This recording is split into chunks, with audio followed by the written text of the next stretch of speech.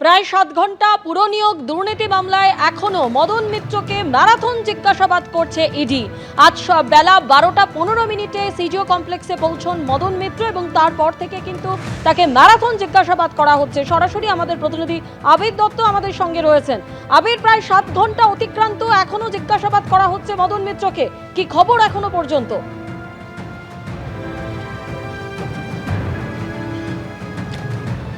একদমই, প্রায় 7 ঘন্টা অতিক্রান্ত, এখনো পর্যন্ত জিজ্ঞাসাবাদের পর্ব চলছে। মদন মিত্রকে পুরো নিয়োগ দুর্নীতি মামলায় তাকে আজকে তলব করা হয়েছিল। তিনি 12টার কিছু পরে এসে পৌঁছন এবং তারপর থেকেই দফায় দফায় তাকে জিজ্ঞাসাবাদের প্রক্রিয়া চালানো হচ্ছে। ঠিক যেটা জানা যাচ্ছে যে তার ব্যাংক সংক্রান্ত বিষয়ে তারা বেশ কিছু লেনদেন দেখতে পাচ্ছেন তদন্তকারীরা, যে বিষয়ে তারা জানতে চান এবং সেই জন্যই মদন মিত্রকে বলা হয়েছিল ব্যাংক সংক্রান্ত বেশ কিছু নথি নিয়ে আসতে। একই রকমভাবে বলা হয়েছিল তার স্ত্রীকে, তার 2 পুত্রকে, এবং তারাও বিভিন্ন দিনে আমরা দেখেছি বিগত সপ্তাহে বা গত সপ্তাহেই বলা যায় যে তারাও এসেছিলেন, তাদেরকেও ম্যারাথন জিজ্ঞাসাবাদের প্রক্রিয়া চালানো হয়েছিল। পুরনিয়োগ দুর্নীতি মামলায় টিটাগড় পুরসভা এবং কামারহাটি পুরসভায় 125 জনের নিয়োগ, সেগুলো সুপারিশে হয়েছে বলে তদন্তকারীরা জানতে পেরেছেন। এই সুপারিশ হওয়ার পেছনে কি টাকা রয়েছে, অর্থাৎ টাকার বিনিময়ে কেউ সুপারিশ করেছে? যিনি সুপারিশ করেছেন তিনি কি মদন মিত্র?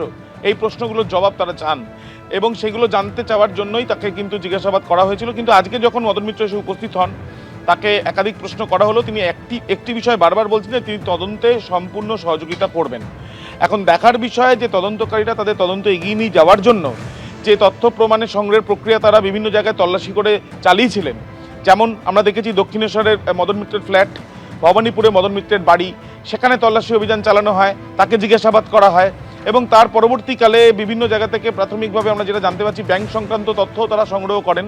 2016 থেকে 2017 সালে তার একটি অ্যাকাউন্টে বেশ কিছু ট্রানজাকশান, এবং সেই ট্রানজাকশান যখন হয় তখন একটি সংস্থার তিনি সদস্য, এবং সেই সদস্য তিনি ছিলেন কি ছিলেন না, বা সেখানে সেই টাকাটা এলো কোথা থেকে, সেই টাকার পেছনে কি মূল কারণ হচ্ছে পুরনিয়োগ দুর্নীতি, সেই বিষয়ে জানার জন্যই তাকে এই জিজ্ঞাসাবাদের পর্ব চলছে এবং এই ম্যারাথন জিজ্ঞাসাবাদে একাধিক বিষয়গুলো তারা জানার চেষ্টা চালাচ্ছেন, এমনটাই ইডি সূত্রে খবর।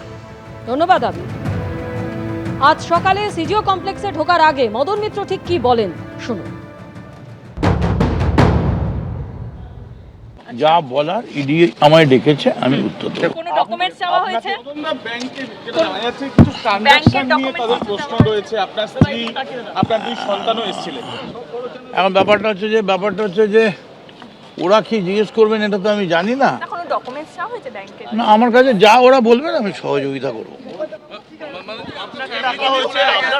পুরো নিয়োগ দুর্নীতি মামলাতে অফিসিয়াল এজেন্সি যাকে তারা মনে করবেন ডাকতেই পারেন, দেখেছেন আমরা এসেছি, আমরা we are there to cooperate. যা বলার ইডিকে বলবো, গভর্নমেন্ট এজেন্সি ডেকেছে, আমি এসেছি কোঅপারেট করার জন্য।